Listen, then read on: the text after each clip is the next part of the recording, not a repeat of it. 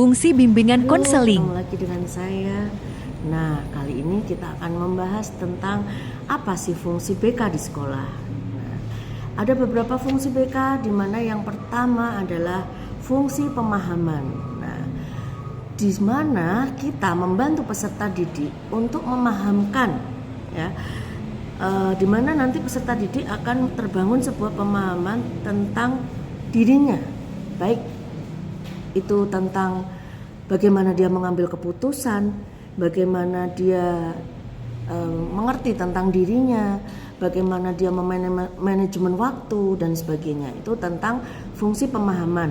Lalu fungsi pemahaman lain adalah fungsi pemahaman yang terkait dengan peserta didik dan lingkungannya.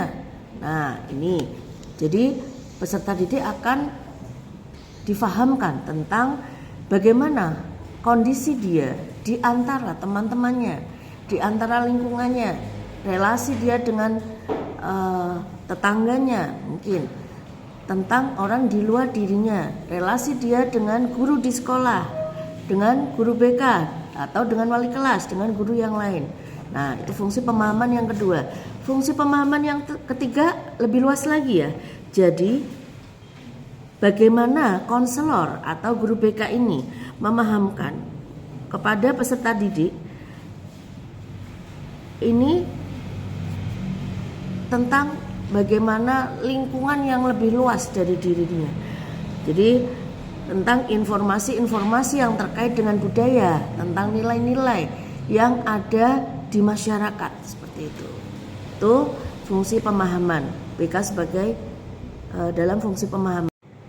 Fungsi BK yang kedua adalah fungsi pencegahan. Nah, di sini guru BK berfungsi memahamkan kepada peserta didik untuk mencegah atau peserta didik dapat terhindar dari permasalahan yang mungkin timbul atau sudah timbul, nah, yang akan mengganggu peserta didik dalam fungsi-fungsinya dia sebagai siswa ataupun sebagai peran dia di kehidupan sosial.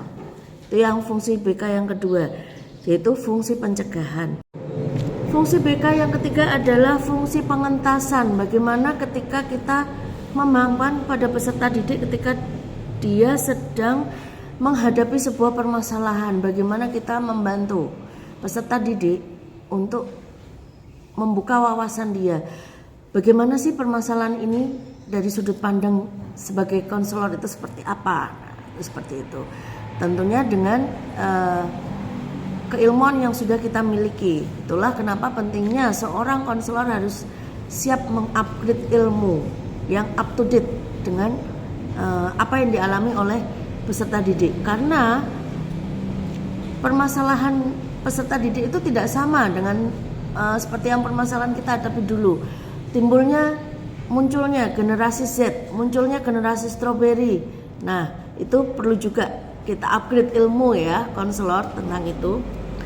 Yang keempat adalah fungsi pemeliharaan dan pengembangan, yaitu fungsi BK yang akan menghasilkan terpelihara dan berkembangnya berbagai potensi dan kondisi peserta didik yang positif dalam rangka pengembangan dirinya secara mantap dan berkelanjutan.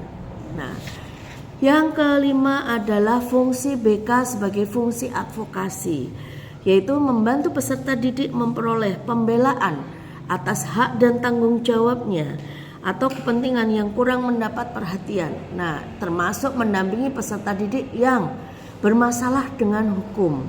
Nah, seperti itu.